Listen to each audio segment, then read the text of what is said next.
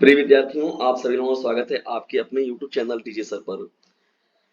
Paper बहुत ही ज्यादा ये मोस्ट इंपॉर्टेंट है। मोस्ट इंपॉर्टेंट इसलिए एडिशंस क्योंकि यहाँ पर जो हम लोग बात करने वाले हैं इस पेपर में प्री बोर्ड एग्जाम 2024 कक्षा 10 के विद्यार्थियों के लिए इंग्लिश का ये बहुत ही महत्वपूर्ण पेपर है। पेपर इसलिए इंपॉर्टेंट क्योंकि ये आरएम कोड का है।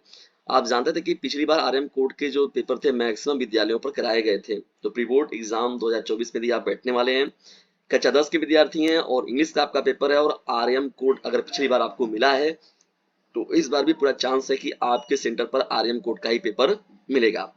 तो डिस्टेंस चलिए इस वीडियो में अंत तक बने रहिएगा, वो बिना स्किप किए हुए पूरा आप लोग को देखना है और थोड़ा सा भी यदि हेल्पफुल रहेगा तो इसे अपने क्लासमेट पर शेयर जरूर कीजिएगा। ठीक है दोस्तों, याद रखिएगा यदि डीजे सर का कहना है पढ़ने के साथ ही इसे अपने क्लासमेट पर शेयर करते रहना है। जब देखिए डिस्टेंस यहाँ पर हम लोग स्टार्ट करते हैं इस महत्वपूर्ण सेशन को कक्षा 10 के विद्यार्थियों के लिए। ये जो पेपर है बहुत ही महत्वपूर्ण है और कोड याद रखिए कौन सा कोड, आरएम कोड। तो डिस्टेंस देखिए जब यहाँ पढ़ते हैं पार्ट वन पार्ट ए की तरफ जब आप बढ़ते हैं इसमें तो यहाँ पर देखिए क्या हो जाएगा आप लोग का। देखिए पहले पैरा दिया हुआ है, read the following passage and answer the question that follow choosing the correct option. ठीक है, ये हो जाएगा आपका the last half of my life was spend at one of those painful epochs of human history. देखिए दोस्तों यहाँ पर जो लेखक है उनका कहना क्या है कि मेरे जीवन का जो अंतिम आधा हिस्सा, the last half of my life was spent, मेरे जीवन का अंतिम आधा हिस्सा जो है वो मानव इतिहास के उन दर्दनाक युगों में से एक में बीता, history during which the world seems to be getting worse. ठीक है, तो उनमें बीता जिसके दौरान दुनिया बदतर होती जा रही थी। गेटिंग वर्स, दुनिया क्या हो रही थी, बदतर से बदतर होती जा रही थी। Where past victories which had seemed to definitive have turned out to be only temporary। ठीक है, तो यहाँ पर कहा गया बदतर हो जाती थी, जहां पिछली अगर देखा जाए तो जीते जो निश्चित लगती थी वे केवल अस्थायी थी। ठीक है ना, ओनली टेम्पोररी, वो केवल क्या थी, अस्थायी थी।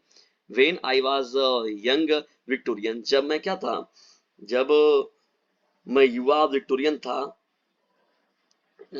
Optimism was taken for granted, तो मैं विक्टोरियन जो था तो जब वो तो optimism was taken for granted, तो आशावाद को तुच्छ समझा जाता था। क्या समझा जाता था आशावाद को, कि आशावादी होना वो एक तुच्छता है। It was thought that freedom and prosperity would spread gradually through out the world through and orderly process, and it was hoped that cruelty, tyranny and injustice would continuously diminished।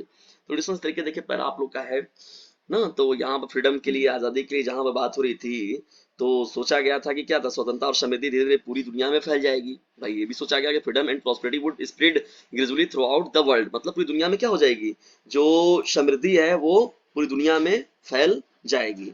ठीक है, तो यहाँ पर लेकिन उसके और क्या होगा, तो भाई जाहिर सी बात है समृद्धि अगर फैलेगी और दुनिया जो होगा क्या होगा, क्रूर वगैरह नहीं रहेगा तो जाहिर सी बात है क्रूरता अत्याचार और अन्याय अन्याय जो होगा वो क्या होगा, उसमें गिरावट देखने को मिलेगा। अन्याय हो गया, क्रूरता हो गया, ये सभी चीजें जो होंगी वो कम होंगी। ठीक है भाई, जाहिर सी बात है जब समाज में लोग वैसे लोग रहेंगे, जब ज्यादा डेवलप रहेंगे, ज्यादा समझदार लोग रहेंगे तो फिर चीजें ये सभी चीजें देखने को कम मिलेंगी। देखिए यहाँ पर जब the author felt sad about the latter of his life because he was still glad as his childhood the world had not become prosperous. ठीक है, क्या था ड्यूसन्स जो वो क्यों दुखी था, लेखक जो अपने अपने जीवन में जो था वो दुखी क्यों था, बीतने के वो बीता जब होता तो वह क्या था, वाज अबाउट हिज चाइल्डहुड, मतलब नॉस्टैल्जिक, मतलब वो अपने क्या था, अपने जीवन के प्रति जो था या अपने बचपन के प्रति क्या था वो उदासीन तौर पर देख सकते हैं हम लोग। The world has not become prosper, दुनिया जो थी वो समृद्ध नहीं हुई थी। देखिए विकल्प नंबर बी हो जाएगा आपका। The author had not won any further victories, जो लेखक है वो आगे कोई जो था जीत हासिल नहीं किया हुआ था। द वर्ड वाज पेनफुल, देखिए ये हो जाएगा आपका सीधा सीधा ऑप्शन हो जाएगा करेक्ट। ठीक है दोस्तों, यहाँ पर देखिए ऊपर जो है आपका पैरा में भी दिख रहा था, यहाँ पर जब पेनफुल यहाँ पहले ही लाइन में आप पढ़ रहे हैं तो पहले ही लाइन में देखिए आपको यहाँ मिल रहा है ना, तो ये आपका राइट आंसर हो जाएगा।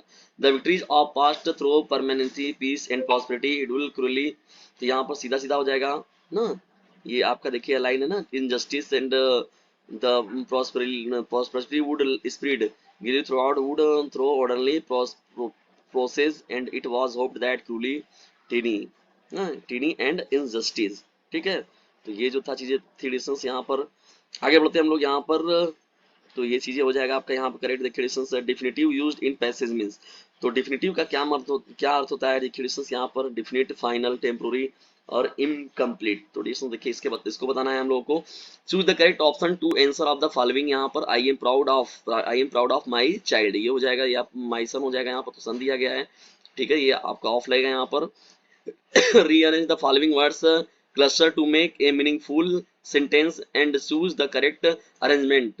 crow लिखा गया है, clever is a very, the birds। तो देखिए यहाँ पर क्या हो जाएगा, the crow is a very clever bird, तो ना, तो यहाँ पर सीधा सीधा क्या हो जाएगा, a bird very clever is the crow. देखिए जब ये जो सेकंड ऑप्शन है आप लोगों का, the crow is a very clever bird, the crow is a very clever bird जो होगा आपका राइट हो जाएगा।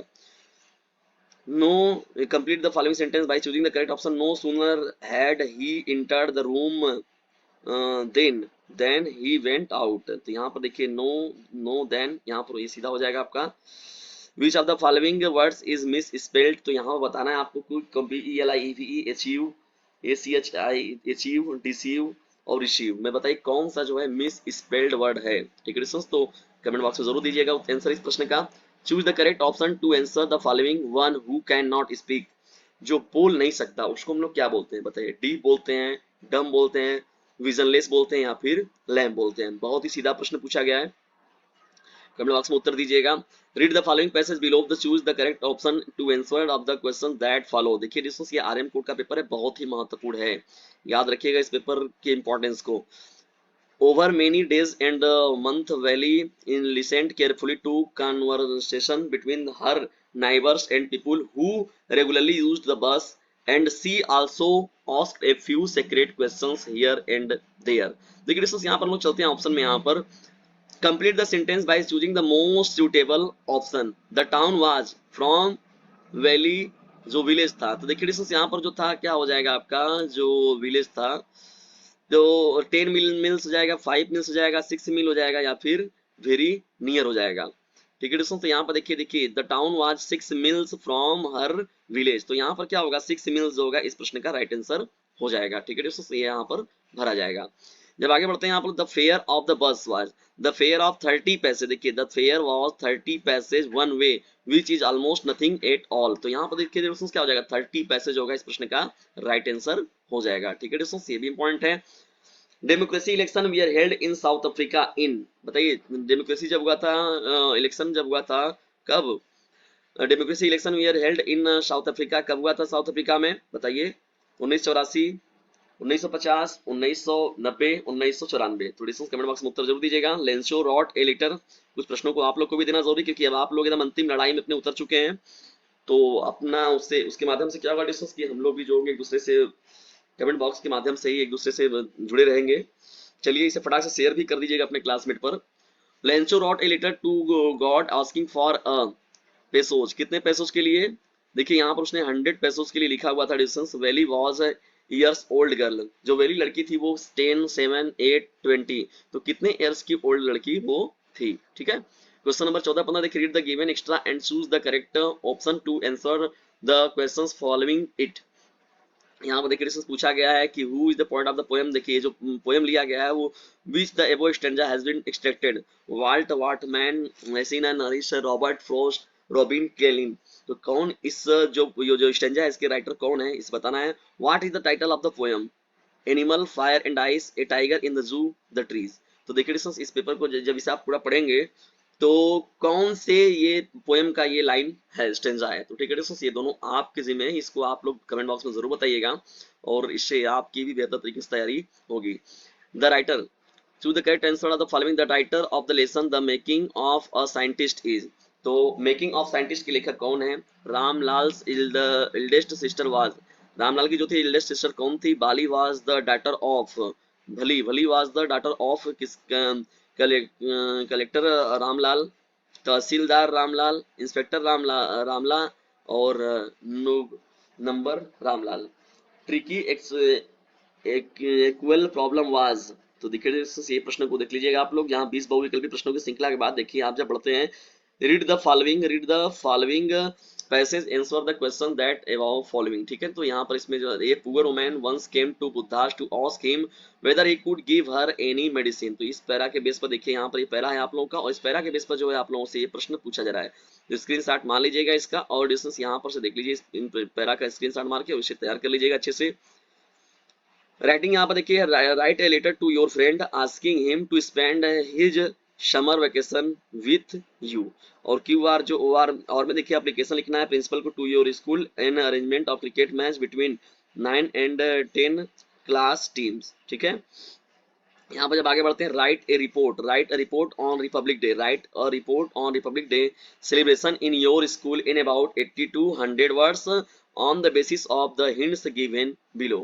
हिंट्स में देखिए यहाँ पर जो है school decoration, flag hosting ceremony, culture programme, speech by the principal and others, distribution of sweets हो गया। और में जो है write an article on the a visit to a zoo, write an article on the a visit to a zoo in about 80 to 100 words. तो यहाँ पर ए visit to a जू पर यहाँ पर क्या है, एक आर्टिकल देना है। What is a zoo, place where the zoo is, animals, birds, reptiles, conclusion. तो इस बेस पर जो है आपका ये हेडिंग में सपोर्ट भी दिया जा रहा है।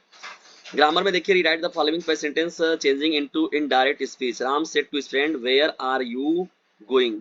तो देखिए डिस्टेंस ये क्वेश्चन मार्क वाला है, तो राम आस्क्ड हिज फ्रेंड, ठीक है ना, कामा इनवर्टेड कामा को जवाब हटाए। तो यहाँ पर इफ या वेदर का प्रयोग करते हैं, तो यू जो सेकंड पर्सन का प्रोनाउन है, तो सब्जेक्ट 123/सन, सब्जेक्ट जो होता है वो 123/SON, ऑब्जेक्ट के अनुसार, तो ऑब्जेक्ट यहाँ हिज फ्रेंड है, तो यहाँ पर ही हो जाएगा where he was going, where he was going, यहाँ पर आपका फुल स्टॉप हो जाएगा। पैसिव वॉइस में देखिए करना, he did not help me, ठीक है ना, he did not help me, तो इसको आप अगर बनाएंगे तो मी का क्या हो जाएगा, सब्जेक्टिव आई हो जाएगा। पैसिव वॉइस जब बनाएंगे तो आई। अब यहाँ डिड नॉट जो है पास्ट इंडेफिनिट टेंस है, तो आप पास्ट कंटीन्यूअस का जो है हेल्पिंग यू यूज करेंगे, तो वाज लगता है, वाज या तो आई के साथ वाज लगेगा, तो आई वॉज यहाँ नेगेटिव सेंटेंस, तो वहां पर भी नॉट लगेगा, तो आई वॉज नॉट हेल्प्ड, हमेशा वर्ब का कौन सा फॉर्म लगाते हैं, थर्ड फॉर्म, तो I was not helped by, he का ऑब्जेक्टिव फॉर्म क्या हो जाएगा, हिम, तो क्या हो जाएगा, I was not helped by him। ठीक है ना, पैसिव वॉइस में यहाँ पर देखिए इसको चेंज करना था, इस तरीके से आप चेंज कर लेंगे। फंक्चुएट द फॉलोइंग, देखिए यहाँ पर कामा इवेंट कामा फुल स्टॉप कहाँ लगेगा, कौन कैपिटल लेटर रहेगा, तो ये आप देख लीजिएगा। कल मैं बाजार जा रहा था, रास्ते में एक बूढ़ा व्यक्ति मिला, वह धीरे धीरे चल रहा था। देखिए यहाँ पर सेंटेंस, इसको क्या करना है, फॉलोइंग इनटू द इंग्लिश में इसको क्या करना है, ट्रांसलेट करना है, इसे ट्रांसलेट कर लीजिएगा। लिटरेचर में देखिए प्रश्न है, व्हाट मेड लैंसो एंग्री, और में जो प्रश्न है who according to Mandela is not free। ठीक है दोस्तों, ये हो जाएगा आपका what does Anne Frank say about her father and grandmother in her diary। what was Valley do after she got into the bus। ठीक है दोस्तों, ये हो जाएगा आपका प्रश्न। Mandela hunger of freedom changed his life, how did Mandela's hunger for freedom change his life। और में जो प्रश्न दिया गया, why does Anne need to give a brief sketch about her family, does she treat Kitty as an insider or outsider। ठीक है दोस्तों, ये हो जाएगा आप लोग का। Describe the constructs between the tiger in the zoo and the tiger in its natural habitat. ठीक है दोस्तों, ये हो जाएगा आप लोगों का, इंपॉर्टेंट रहेगा। अब जब आगे बढ़ते हैं यहाँ पर, तो 4 लाइन का पोएम लिखना है, जो कि इस पेपर में ना आया हो कोई भी पैरा उसमें, तो पैरा नहीं उतारना है आप लोग को। राइट ए सेंट्रल आइडिया लिखना है आप लोग को, डस्ट ऑफ स्नो, बहुत ही मोस्ट इंपॉर्टेंट है ये, बहुत ही ज्यादा इंपॉर्टेंट, हर बार पूछा जाने वाला। Answer any one of the following in 30 to 40 words में, what was the real disease that Tricky was suffering from। यहाँ पर आगे प्रश्न दिया गया है, स्क्रीनशॉट मार लीजिए इन प्रश्नों को, और इन प्रश्नों को कर लीजिए तैयार। ठीक है दोस्तों, तो इस तरीके से था ये आप लोगों का पेपर। आज का ये महत्वपूर्ण पेपर आप लोग कैसा लगा कमेंट बॉक्स में जरूर बताइएगा, और यदि वीडियो थोड़ा सा भी हेल्पफुल लगा हो तो इसे अपने क्लासमेट पर शेयर जरूर कीजिएगा। और याद रखिएगा, यदि ज्यादा नंबर पाने की इच्छा तो डीजे सर चैनल से जरूर लीजिएगा शिक्षा, इसे कर दीजिए अपने क्लासमेट पर शेयर, क्योंकि बोर्ड एग्जामिनेशन है आप सभी लोगों के नियर, प्री बोर्ड का पेपर चल रहा है दोस्तों, और जैसे जैसे मेरे पास पेपर आ रहे हैं, अवेलेबल हो रहे हैं, मैं उसको आप सभी लोगों को उसका जो सॉल्यूशन है वो उपलब्ध कराने का पूरा प्रयास कर रहा हूँ। तो इसे अपने क्लासमेट पर शेयर जरूर कीजिएगा। वीडियो को अंत तक देखने के लिए आप सभी लोगों का हृदय गहराई से मूर्तापूर्वक धन्यवाद।